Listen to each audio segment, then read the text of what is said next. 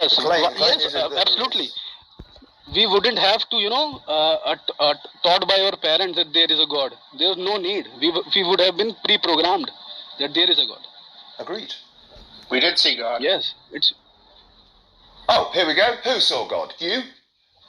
It's in the Bible. Oh, it's in the Bible. So the Bible proves the Bible. That one. There you go. You're actually going to go for circular reasoning. I was born in because the Bible told you so. Are you serious?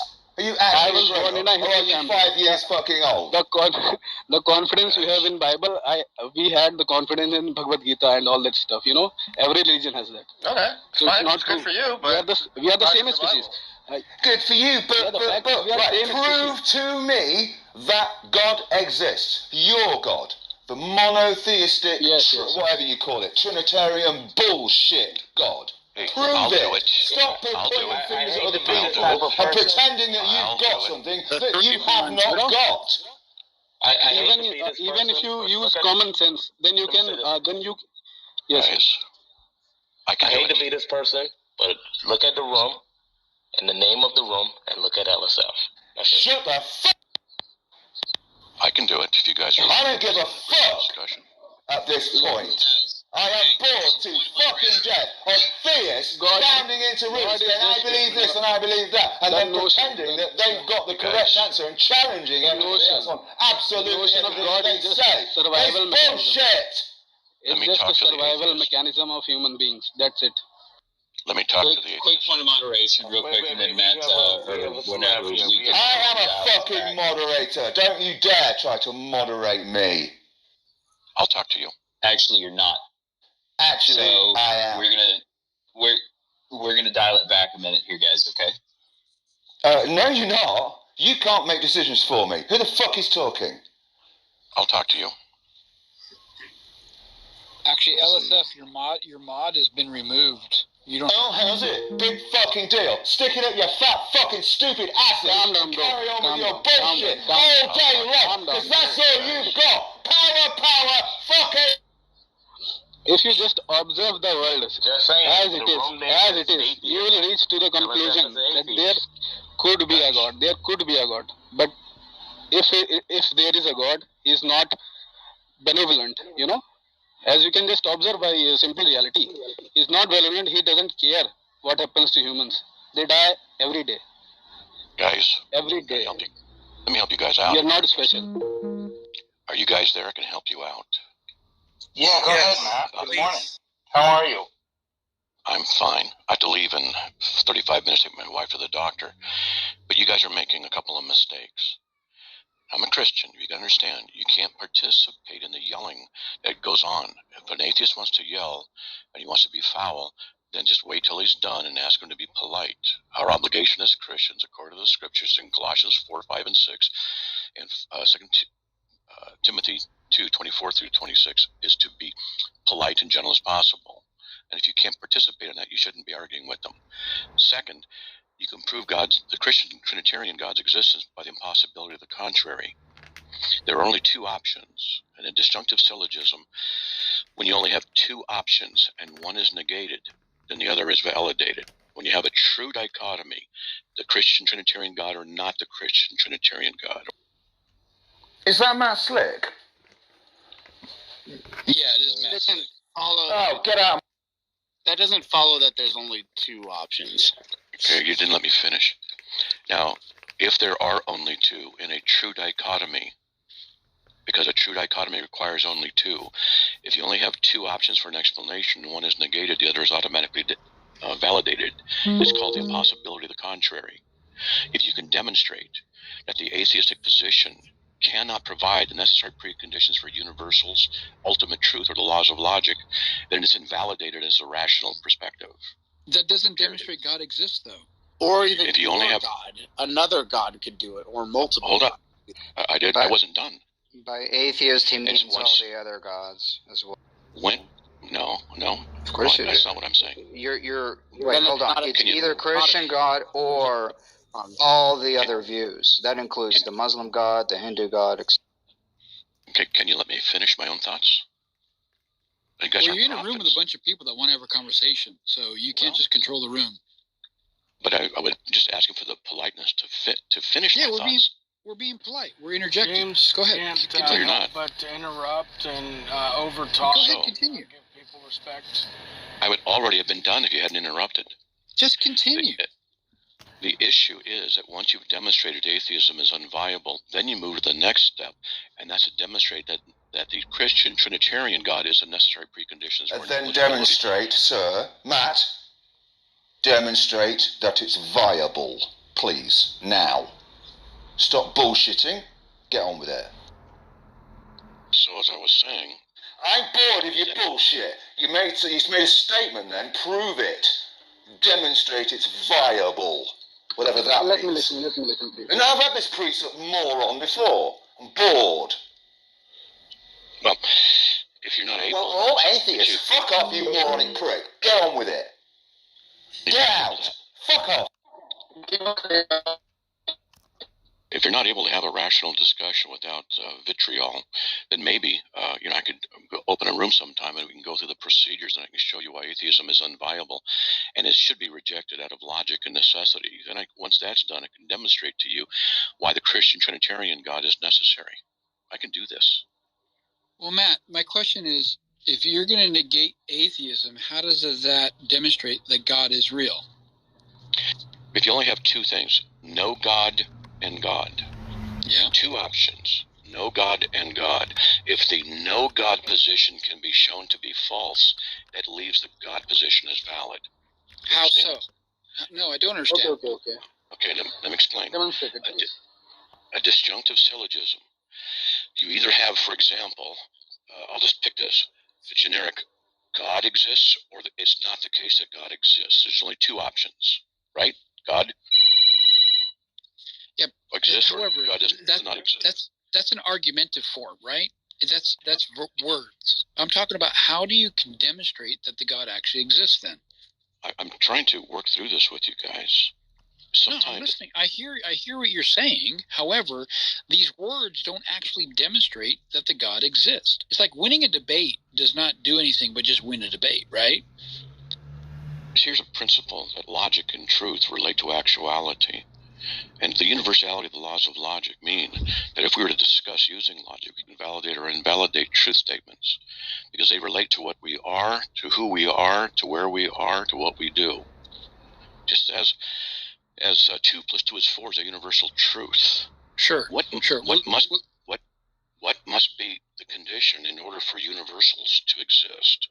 What must be the condition for ultimate truths or the laws of logic to exist? Can an atheist worldview provide the necessary preconditions for such intelligibility? And the answer is yes. Yes, it can. No, it cannot. Yes, we can. Why can't we? Why can't a non-believer show that? Because it does not have an ultimate foundation upon which it can... Why do you need an ultimate foundation? So you don't let me finish my sentences. No, I'm asking... Well, hang on. I want to understand why we need an ultimate foundation. Can you please let me finish my sentences? Can you answer my question? Yeah, go ahead. Finish your sentence. Hey, come on, let him finish. I'm autistic, all right? Okay. And Asper. You're not an atheist, Maslick, so don't do that. And it just is necessary for me to be able to finish the statement and answer your question. If you keep jumping in and stopping me from doing that, I don't see any reason to continue. You can choose to continue or not continue. I was just asking a question. I don't see a problem with that, but go ahead. I don't have a problem with you asking questions. I have a problem with you repeatedly interrupting. The problem is you bloviate, and then by the time you finish, my question is null and void because you said so much stuff. Let's let him finish, James. Let's let him finish. Let's let him finish, make his point, then you can ask the question. I told him to continue on. Well, stop interrupting me, please. So we have an ultimate necessity of truth, because if you can't have a foundation by which you can establish truth, you can't have any truth. How does an atheist who does not affirm or denies that God exists as universal mind, what is the ultimate replacement? What is the ultimate standard by which we judge what truth is from an atheist perspective? If you can't provide what an ultimate is in that context, you have no foundation for your truth statements. Okay, that's just point one. Well, okay. So are you? Why do we need that? You can just look, Matt. We don't. What is the ultimate, and why do we need it? I explained what it was and why we need it. So, if a non-believer can use their own faculties to come to understanding something, could that be considered the foundation? The fact that maybe, I am a sentient creature. James, I can help here. James, I think you're going on the wrong. Yeah, you're going on the wrong track. When you say maybe an atheist can use their own faculties, you're already not listening to Matt, right? His question is not can't. No, I'll explain why you're not listening. His question is not. His point is not that you can't use your faculties. The question is, how do you know that your faculties, whatever process you're using, that not even that it will lead you to truth? How do you even know that there is a truth? So maybe Matt is taking step by step for him. Yeah, I'm not making it. Well, it's hard to take a step by step with him because he says so much. I'm not making a truth statement. I didn't say you're making a truth statement. What he's saying is that you cannot establish that there is such a thing as truth to even begin talking about truth. Sure, we can talk about truth. Let's have a definition of truth. The truth that I conform to is that which comports with external reality. Is that a truth that we can understand and comport with, and move on with that definition, and make novels? Dear God. It's a good example. It's a good example of truth. Well, you guys should really try to be patient. It's a good example. Go ahead. Your statement is a good example of an atheist position that cannot be grounded. My statement about truth cannot be grounded. But James, it's kind of difficult to listen to the conversation when the next sentence. I can hear that the next line that he says is going to explain the question you're about to ask. So just put yourself on mute. Yeah, it'll. It's very frustrating to try and have a conversation with an atheist who constantly interrupts. Okay, I try to be very polite, and I hope that politeness could be returned. When you say that truth is that which corresponds to reality, that's called the correspondence theory of truth. But what you're assuming is a universal correspondence value. You're assuming the universality of that one correspondence to another. You're also assuming that you understand properly what reality is. You're also assuming that your senses are representing the reality in truth. You're also presupposing that your particular mind is the one that is determining what truth is or recognizing truth. But you can't then justify it across another mind. You have to be able to presuppose the universal principles by which the logic can be asserted. But that cannot be justified by what you say when it conforms to actuality, it conforms to reality, because you can't justify that the universals are true in that to your system. It's a self-refuting way of looking at something. It doesn't work. Can I ask something real quick, Matt? So I heard at least 4 presuppositions in there. Was that clear, James? That's what I was about to ask. Do you presuppose that those things apply to your God, or could he be in defiance of those things? But before we make that switch, though, before we make that switch, it would be helpful to at least allow James to understand that, hey, by making the statement, or other atheists that say, oh, I hold to the correspondence theory of truth, that comes with these presuppositions, these underlying assumptions. So you're starting out somewhere and accepting these things as somehow true for some reason, and then building that theory of truth on top of it. Absolutely. Right. So we all start with these fundamental presuppositions, right? Yeah. Well, actually, what we want to start with is, for the argument, right? It's either there's God or no God, right? And so for the disjunction to make sense, we have to. What is the argument for no God? Sorry, what is the argument? Yeah, to say that no God is false. I think one of the biggest mistakes you're making is you are thinking atheists are having a claim. Atheists do not have a claim. Yes, they do have a claim, Peter. Yeah, with respect. You can't be ignorant. No, we don't. No, we yes, don't. You do. Hang on, I would like to go back to the truth. Hang on. Can I go back to Matt with the truth thing? Because I was asking a question to which definition would be the best definition for truth for us to have a conversation. I'm agreeing to openness of a definition for truth. I'm saying the definition I like to use is the correspondence theory to truth. If there's another definition that we can use for this conversation, we can agree upon it. I wasn't making that statement that that's the only definition of truth. You can explain why it's a problem. Hang on, did you understand my question? Jesus is the truth. I'm asking the you. theories of truth are kind of irrelevant to this, Jane. Okay. and cool. I just want to introduce the celebrity here. We have John Maddox. What's going on, John Maddox? Maybe he's muted, but yeah, we have a celebrity. The theories of truth. Is he a baseball player? No, he's one of those MDD Christians that do the internet. Dear God. About the correspondence. We at the very minimum have to distinguish between whether we're talking about analytical truth or synthetic truth. You say that correspondence theory of truth is your assumption.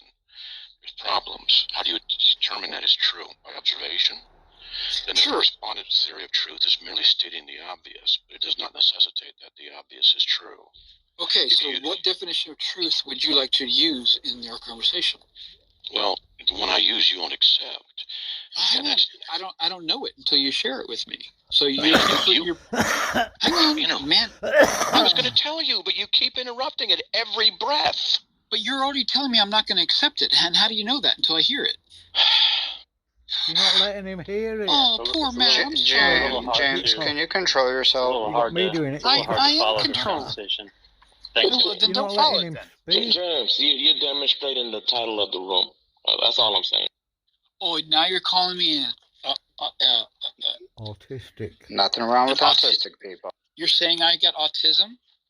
I'm autistic. And if I did, I'd be accepting of it, but I don't think I am autistic, and that title is incorrect. I'm autistic, by the way. So, I understand that, Matt. I'm not trying to negate that. I'm just... James. Yes? Please, just a little more patience, and you'll find that our conversations will go very well. Okay? Well, I don't accept it when you say that I'm not going to accept something before I hear it. That's a problem. Truth is that which corresponds to the mind of God. You accept that? Why is it truth to the mind of God? How do you know that the mind of God exists? What do you mean by corresponds in that case? Hold on. James, do you accept my definition or not accept my definition? I don't hold that definition for truth for this conversation. If you want to use that, sure, go. Well, are you cutting me off now? Hang on. I'm allowing you to use that definition for our conversation. Okay. Go right ahead. I'm gonna leave because this guy is just too interruptive. Because you're a fucking hypocrite. You interrupted me, you asshole. James, what is the matter with you? Okay, so I don't know why it took so long. No need to talk to Matt like that. The guy's always been a gentleman. Matt makes this transcendental argument all the time, and it fails for one catastrophic reason.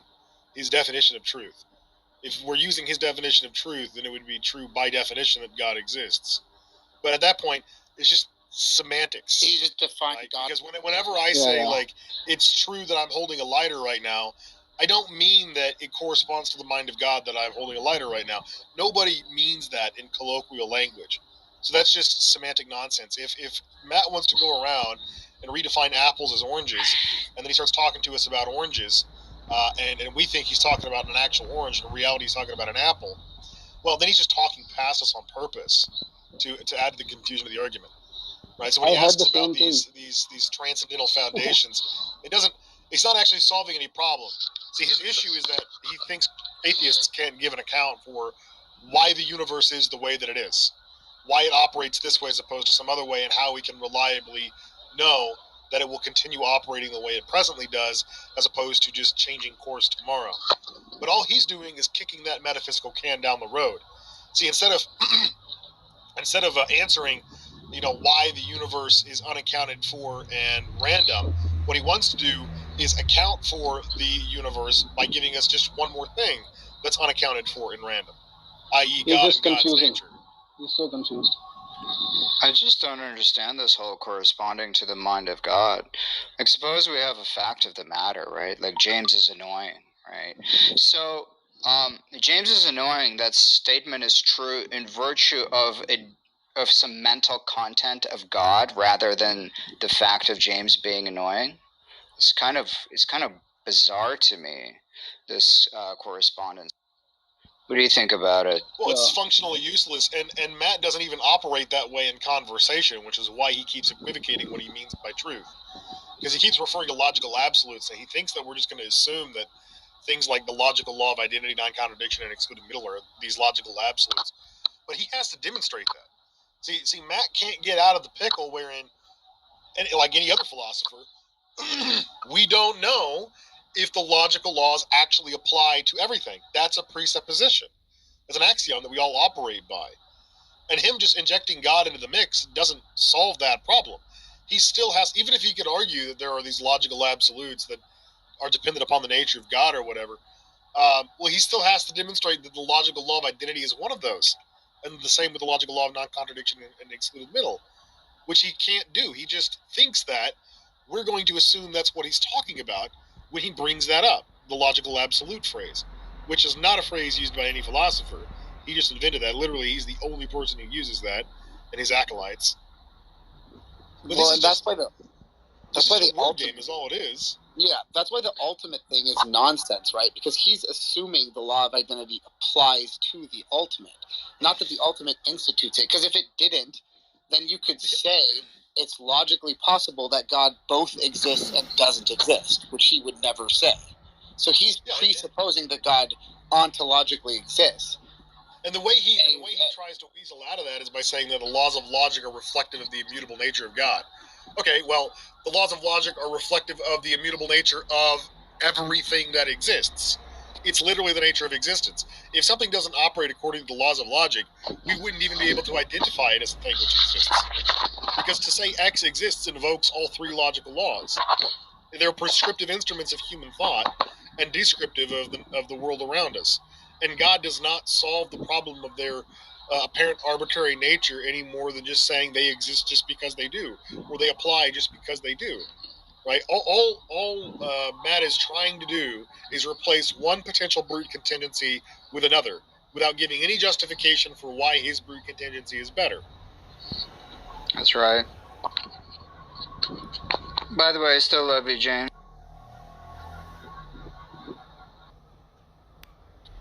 James, you gave it the college try, friend. Yeah, I try. Yeah, he had some sort of Jordan Peterson's approach. Xerxes, how the hell are you? I'm okay. And Tom, sorry I didn't get the opportunity. Too many people were talking at once, and he left before I had the opportunity to exchange with him.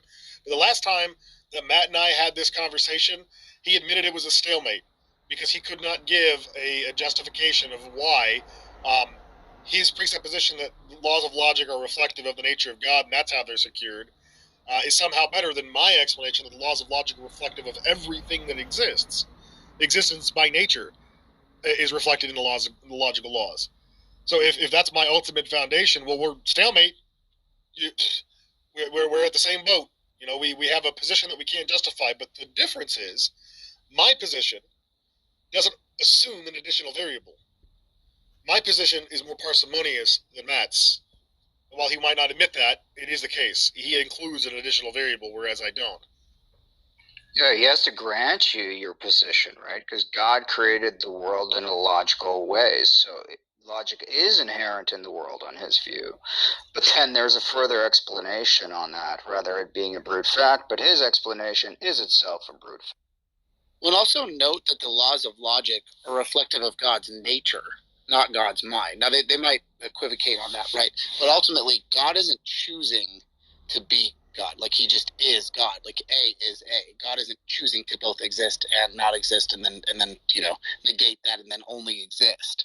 So, even on their worldview, the ultimacy would be God's nature, right? Nothing that he chooses with his mind. Well, I think the ultimate defeater for God being a brute fact as opposed to a brute contingency is that God has an effective will. He couldn't have chosen to have an effective will because that would have required an effective will to effectuate. So it's just random that God has an effective will as opposed to not being random. And therefore, God is contingent upon the fact that he has an effective will. Because if he didn't have an effective will, he wouldn't fulfill many of the properties required to be a maximally great being, or God, as Matt Slick would define him. And that's a problem. There's no reason why God has an effective will as opposed to an ineffective will, other than he just does. It can't be a brute fact that he has an effective will because there's no contradiction in saying that God doesn't have an effective will. Unless you define God as a being with an effective will, but that's just a merry-go-round. That's just tautology. Because if there were a being that existed that didn't have an effective will, then it just wouldn't be God, even if it had all the other properties. And if a being exists and does have an effective will, and that's God because God is dependent upon the definition of having an effective will, well, then God is a brute contingency. He's contingent on having an effective will.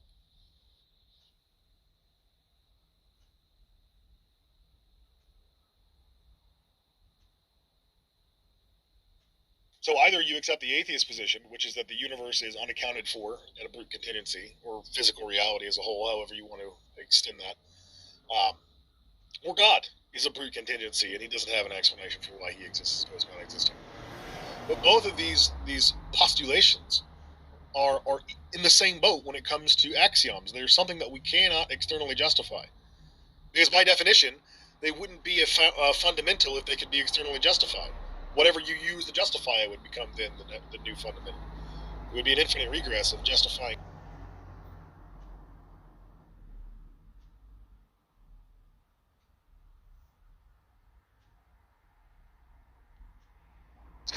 Aggressive spending, or which in this case, the investment that they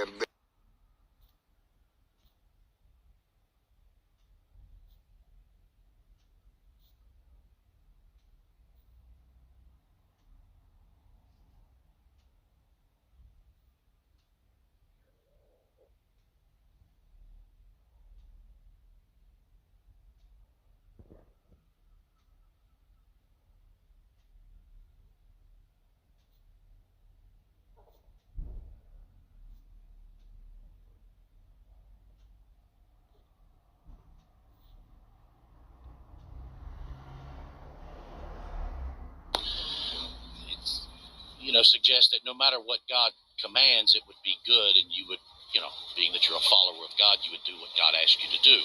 However, of course, as you know, God's not going to ask us to kill our son or rape or murder or do any of that other stuff. And people say, well, what do you mean? How do you know? Because we have Scripture. We have the complete revelation of God. Anything aside from that, the individual is then getting an extra biblical revelation. So we know that that's actually, it's not a revelation at all. It's false. And if it were the case, anybody could claim God told him to do anything. You would never know. But we have that understanding that anything outside of the Bible is just that. It's extra biblical. It's not really a revelation from God. But the person asking that question oftentimes probably doesn't really know the Bible like that. So there's a bit of lack of understanding there. However, if they do know it and they're just throwing the question out there, they're attempting to show others that look at these Christians, look how nutty they are, because they're admitting that if God told them to, go blow up, a gas station, that they would do it. I mean, look how crazy these Christians are. So that's the motive behind that.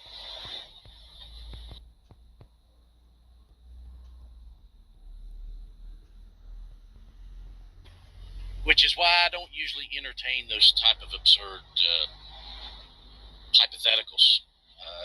I've said it over and over before that I really don't mind entertaining hypotheticals if the hypothetical is, at least possible in reality.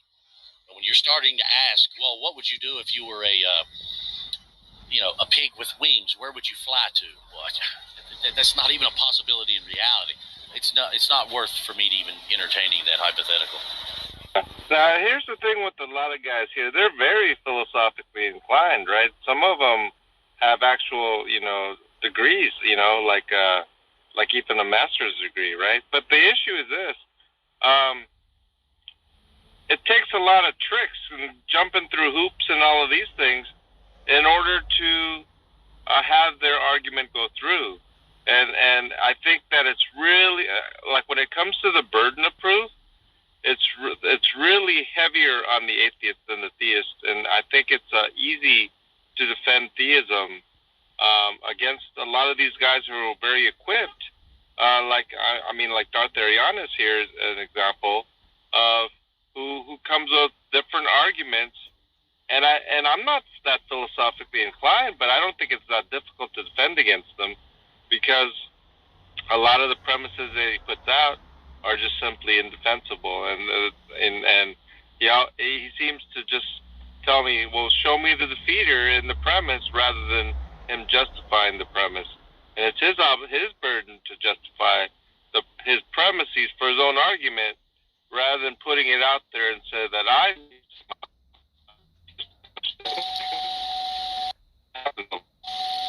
You're breaking up again, John. But I think we heard you.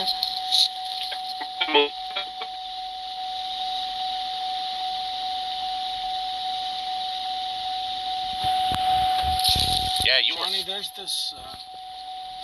As I said, there's this guy on YouTube who was on Discord for a long time. He did a lot of videos. His name was Canadian Catholic. I was looking for his YouTube channel the other day because somebody asked me what happened to him. But because he's tied with, he's a Catholic, which means he's under a bishop. His bishop saw some of his online activity with his YouTube, and so I guess they pulled him from social media.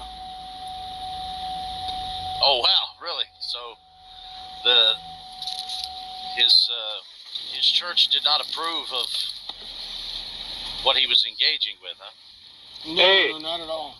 Let me tell you something, James. I belong to a church that has a body of elders and it has a structure, right? Silver Star knows that about the Reformed churches, right?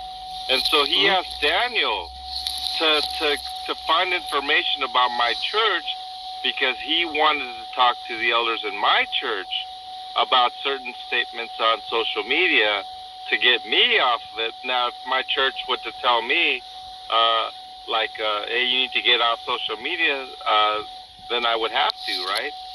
Now, what's interesting is that he is putting his energy to do this. I find that ridiculous. And so I told Daniel in a tongue-in-cheek type of way, I said, yeah, Daniel, I'll tell you what. I'll tell Silver Star which church I go to if he tells me where he works as a teacher, because I have plenty of material to send over to the people, his employers, as to what his behavior he does outside of his employment. I think that was similar with John Geary, Triple B, what he went by. I think that's similar to his situation. Did somebody actually go to his church, Johnny? Now that I don't know, but I think it's similar to his situation where I think online here he prefers to be a little bit more, anonymous, I guess, in a sense. That I don't believe he wants his because he actually works for a church. He doesn't really want his church, seeing his content or having his content shared. Which, I was about to say I can understand, but then again, I don't know, man. Look, if you're saying something that is in keeping with what Scripture teaches, there should be no problem. And if you have a particular theology that you see is also in keeping with Scripture, but may conflict with your church's doctrines, whatever, well, just too bad. I mean, too bad. What am I going to do? Be quiet because, the church that I go to may not really subscribe to the doctrine, say, of election, for example? Am I going to be quiet about it because I don't want to offend some of my church folks? No, I don't. I wouldn't care about that.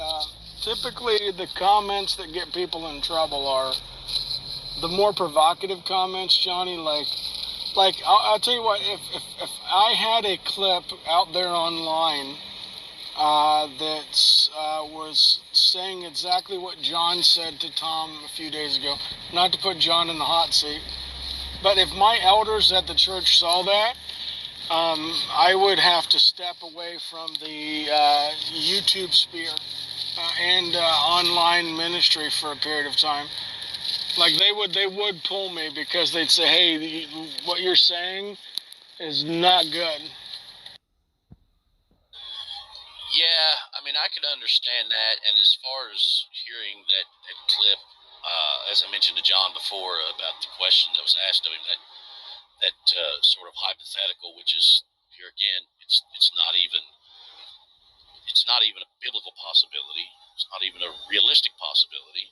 Of according to Christianity, it's not. Now, someone else may think it is, but that's their opinion. We go based on what Scripture teaches. Yeah, and I had mentioned that about 10 times, Johnny, but like I said, the soundbite that he played doesn't mention any of that. And so it is what it is, It's basically a quote mine, but I don't think he's the type to play just a quote in one of his videos. I mean, he would have to play the entire context. But just for Clubhouse purposes, he likes to have those little sound bites and loop them, and, he gets a little laugh out of some atheists. And so, to me, it's not a big deal. Yeah, I understand that. But, I can see Gibbsy's point there, too. Like, if your church elders, heard that and,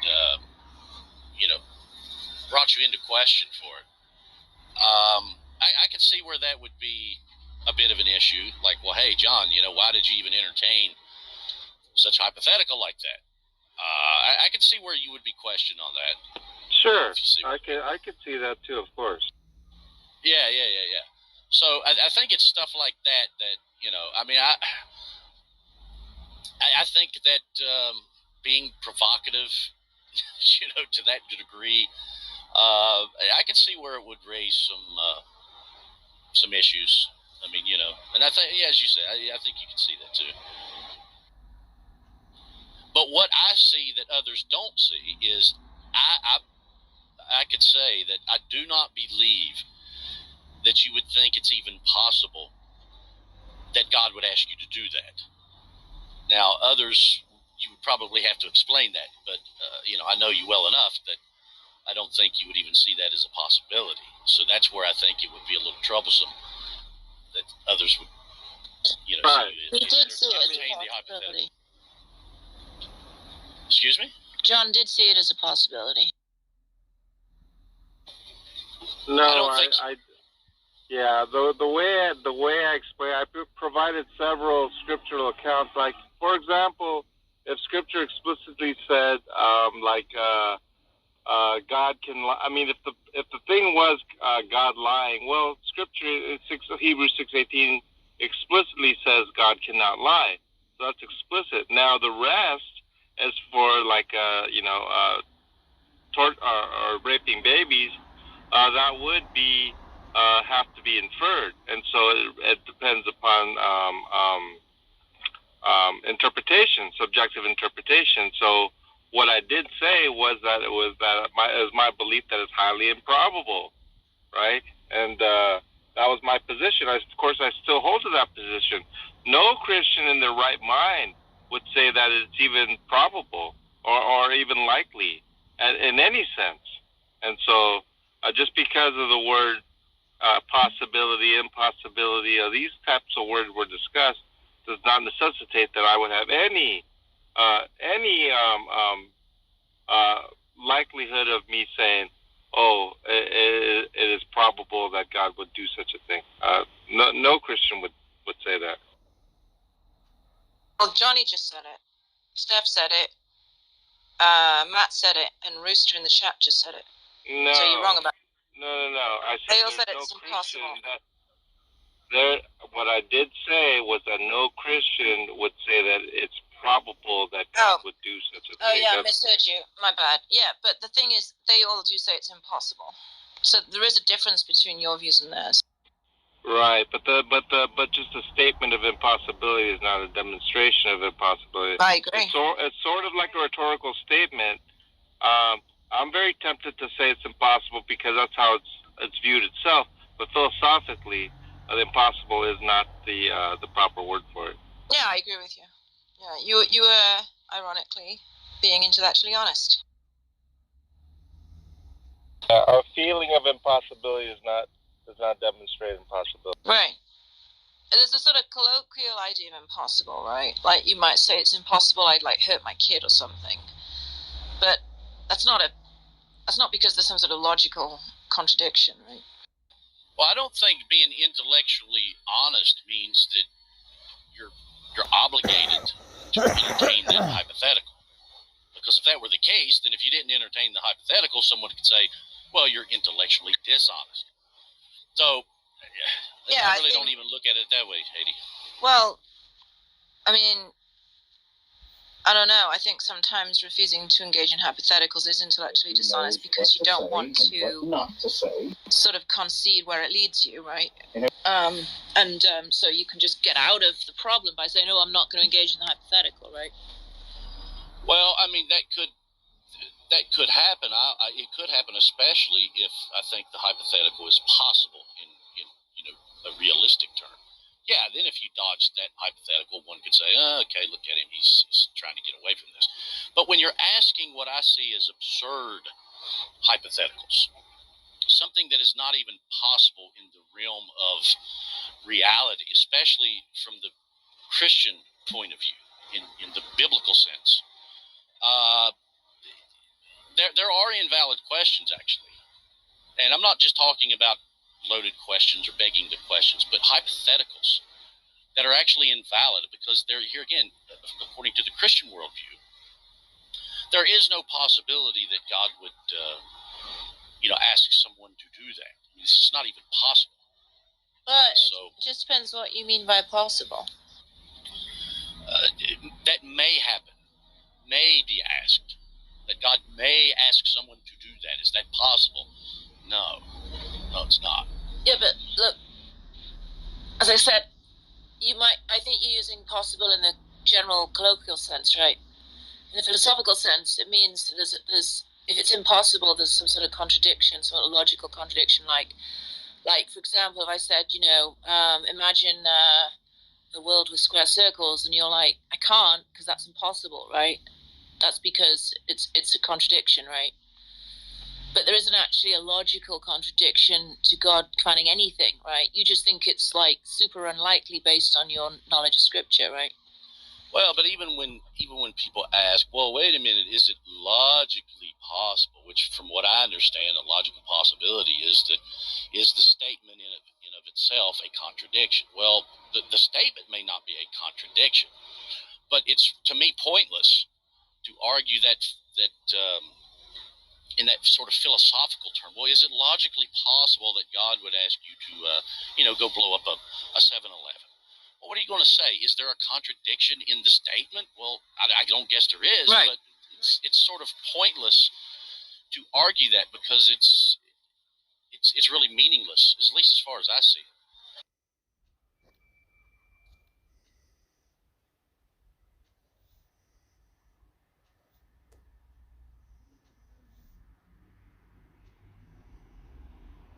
So go ahead, keep going. Next one. Anyone who does not know love does not know God, because God is love. Oh, okay. I don't understand how that means he's all good or all loving all the time. I mean, God is love. Okay, that is it. That's a sentence.